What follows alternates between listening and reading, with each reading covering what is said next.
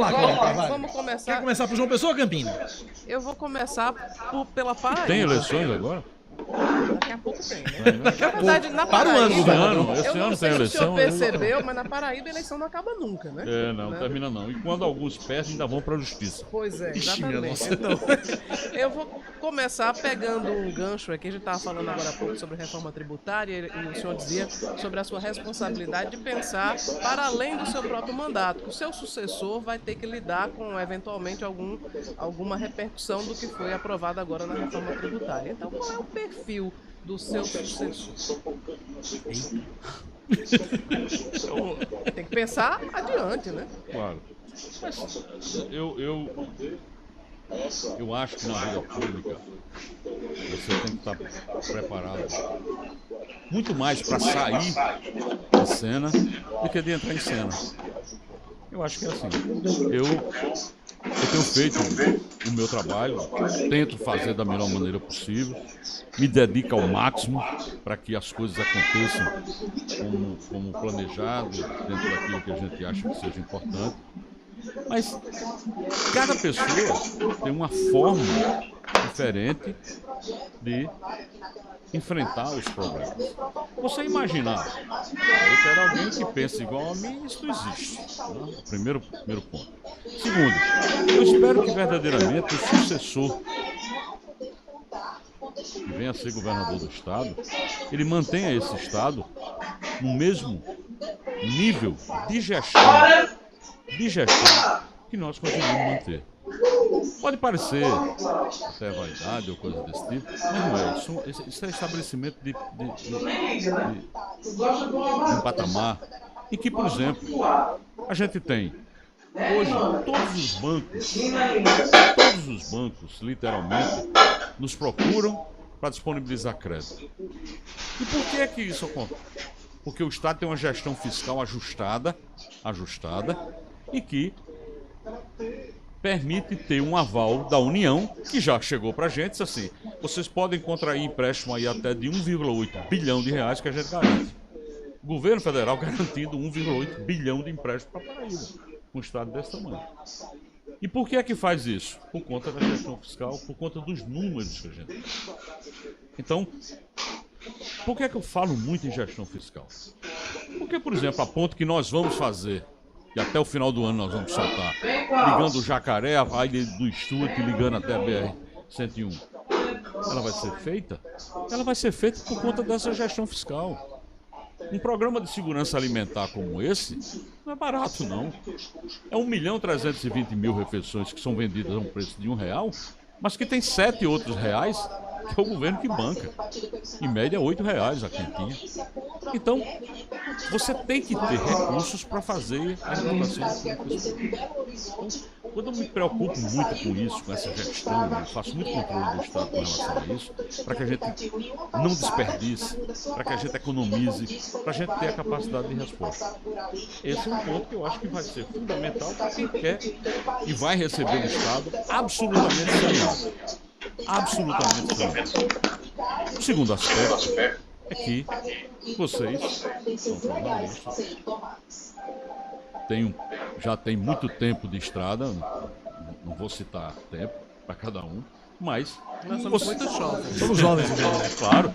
Mas vocês, há poucos anos atrás, vocês viram a história da Paraíba, que foi sempre um espaço onde a política, associada à gestão pública, ela foi sempre um cabo de guerra com diversos poderes, sempre numa disputa que nunca foi o Estado da Paraíba vive hoje uma harmonia institucional que não se via há muitos anos.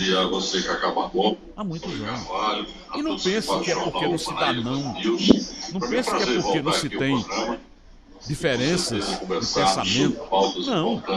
Quando a gente reúne a Comissão Interpoderes de todos os poderes, Tribunal de Justiça, Assembleia Legislativa, Tribunal de Contas, que é um órgão que assessora a Assembleia Legislativa, Ministério Público, tal, e senta, e vamos discutir cada um dos seus interesses, eu, enquanto governador, digo muito não.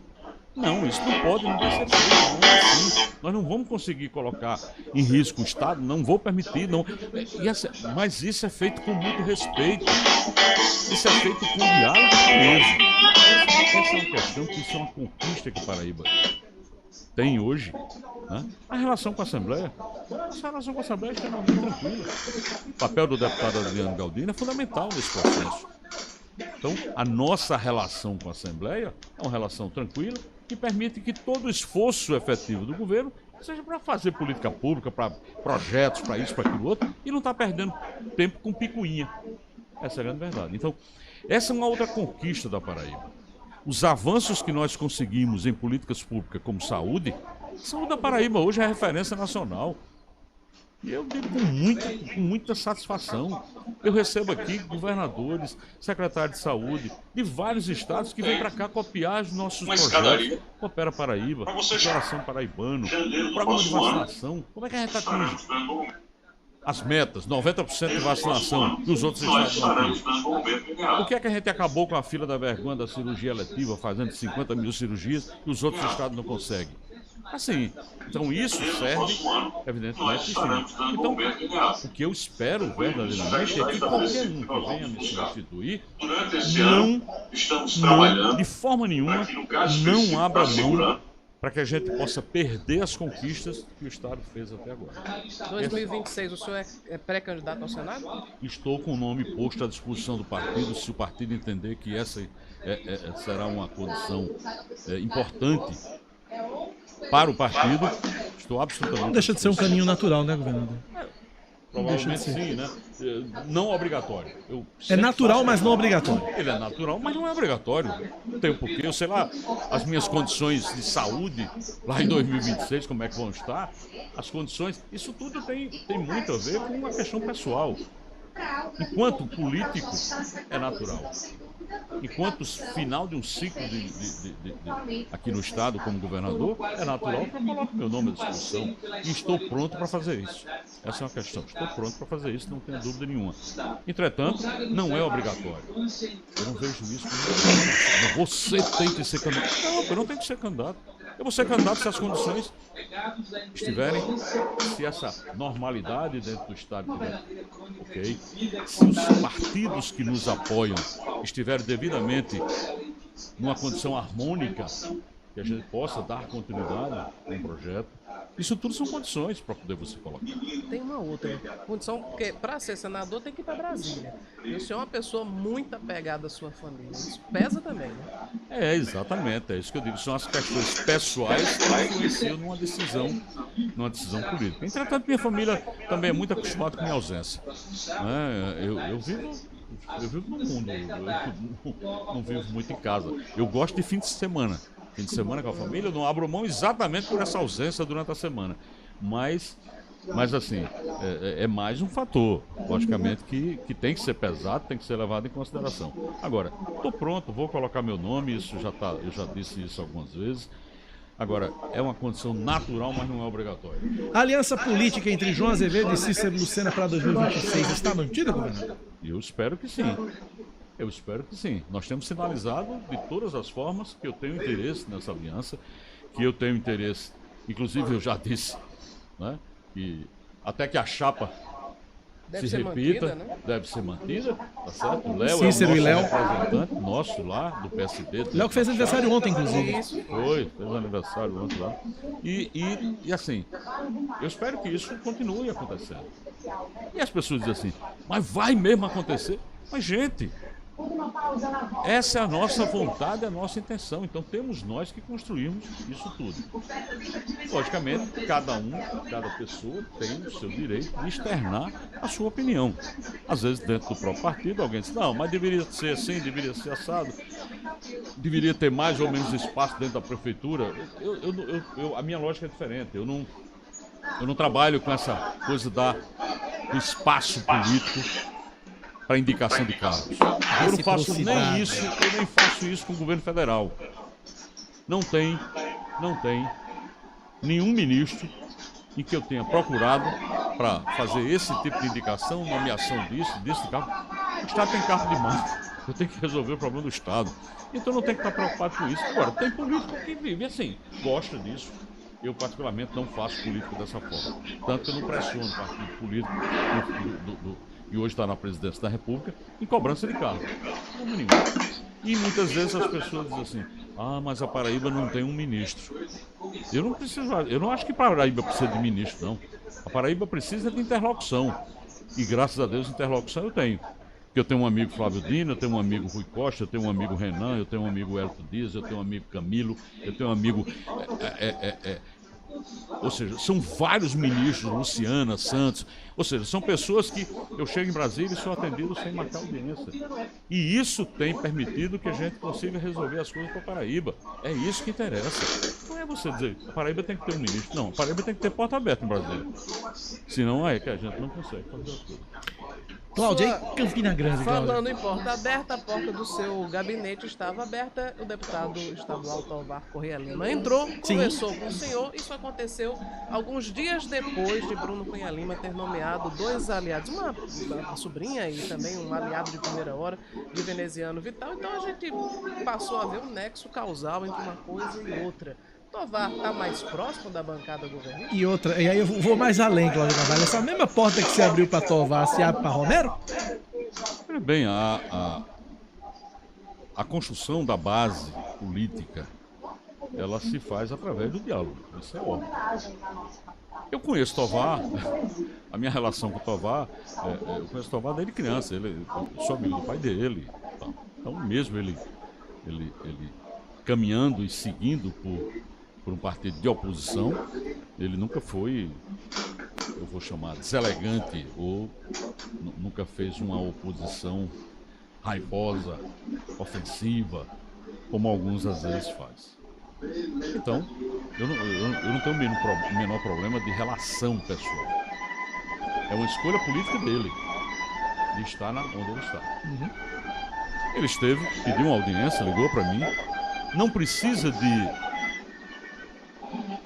ninguém para fazer essa interlocução, exatamente por conta dessa relação que eu tenho com ele. Ele fala diretamente com o senhor? Fala diretamente comigo, ele é amigo dos meus filhos, enfim, era da mesma idade, conviviam juntos.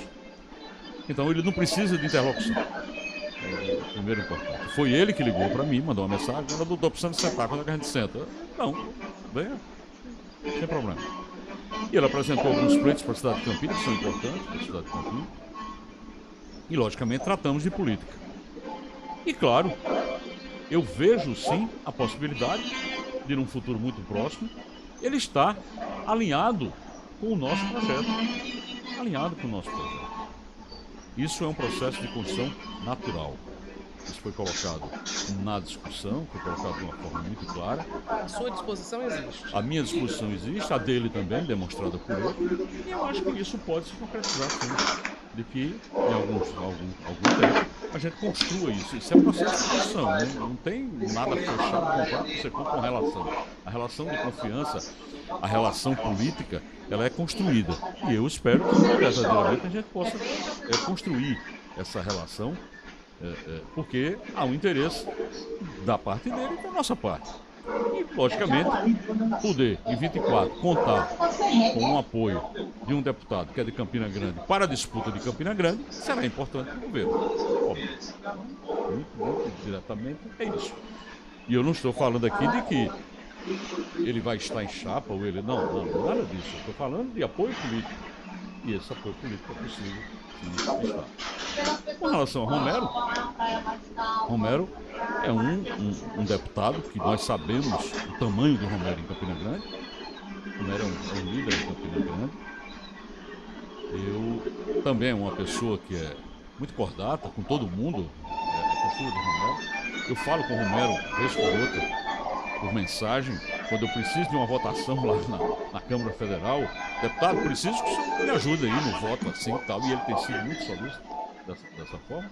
Ou seja, eu mantenho com o Romero uma relação institucional muito, muito tranquila.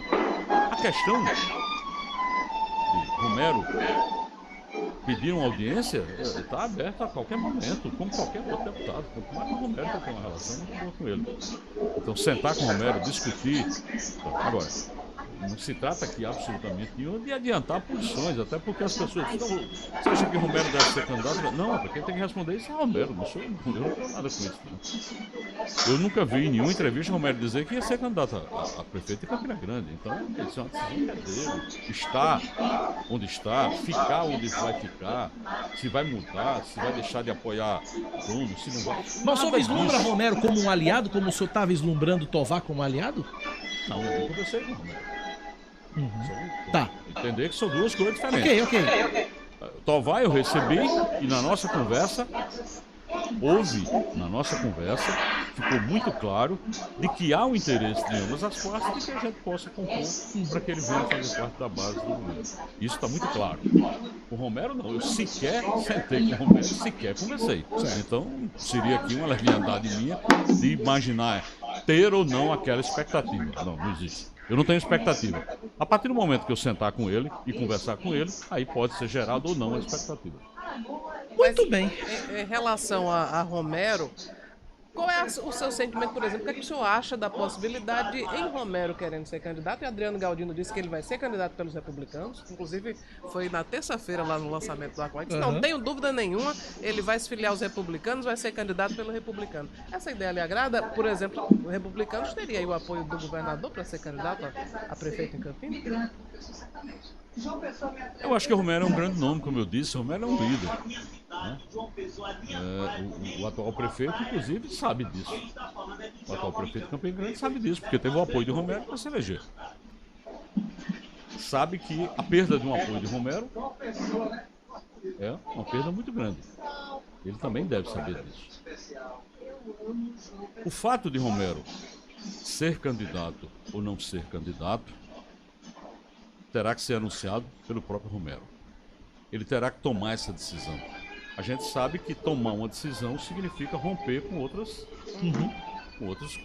outro conjunto de forças, de liderança que tem em Campina Grande.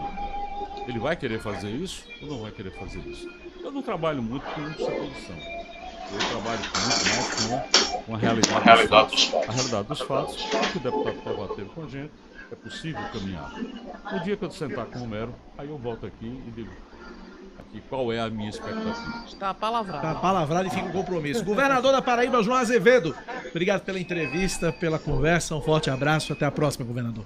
Obrigado a você, Cacá, a Cláudia, a todos que fazem a Rádio Manaíra Band News, dizer que é uma